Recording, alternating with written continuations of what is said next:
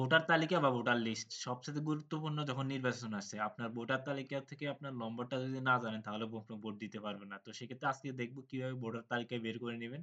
এটা সবসময় লাগে। আপনার ভোটার তালিকা আপনি আপনার কত নম্বর ভোটার আপনি আপনার তথ্যটা এখান থেকে বের করে নিতে পারবেন। তো এটা কিভাবে বের করবেন? আমি আপনাদেরকে আপনাদের সুবিধার্থে মোবাইল দিয়ে দেখাবো। যাতে করে আপনার সুবিধা হয়। আপনি অবশ্য ওয়েবসাইটে চলে আসবেন। কোথায় আসবেন? Google এ চলে আসবেন। Google এ আসার পরে আপনি জাস্ট এখানে bangladesh.gov.bd এই ওয়েবসাইটে চলে আসবেন। এটাতে আপনি যদি এন্টার দেন, এটা প্রেস করেন তাহলে বাংলাদেশ জাতীয় বা জাতীয় তথ্য ভান্ডার নামে একটা অপশন আছে। এটার উপরে ক্লিক করবেন। ক্লিক করার পরে আপনাকে ওয়েবসাইটের ভিতরে নিয়ে যাবে।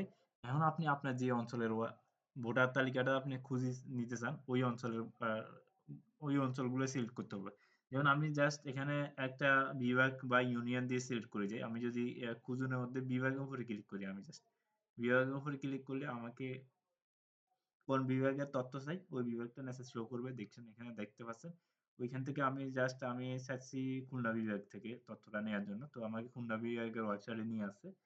তো আপনার যে বিভাগ আপনি ওই বিভাগের জন্য সিলেক্ট করবেন। আমি এখান থেকে কোন জেলা থেকে নিব। তো আমি এখান থেকে যশোরটা দিলাম খুলনা বিভাগের ১ম টা। তো এখান থেকে নেক্সট আপনি আপনার ইউনিয়ন পর্যন্ত যাইতে হবে। আপনি যে ইউনিয়ন বসবাস করেন। তো এখান থেকে যশোরের পরে আমি একটা উপজেলা দিব। আমি যশোর সদরটাই দিই উপজেলা। এখানে যশোর সদর উপজেলা দিলাম। দেন এখান থেকে একটা ইউনিয়ন সিলেক্ট করতে হবে আমাকে। এখান থেকে যদি আমি ইউনিয়নটা যদি সিলেক্ট করি তাহলে এখান থেকে দেখতে পারেন আমি যদি এখান থেকে কোন ইউনিয়নটা সিলেক্ট করি আমি এখান থেকে একটা ইউনিয়ন সিলেক্ট করি। আরব আরবপুর ইউনিয়নটা সিলেক্ট করলাম এখান থেকে। দেন এখান থেকে আমাদের এখান থেকে দেখতে পাচ্ছেন এই যে এখানে একটা ৩ টা ডট আছে। এই যে ৩ টা ডটের উপরে ক্লিক করুন আপনি।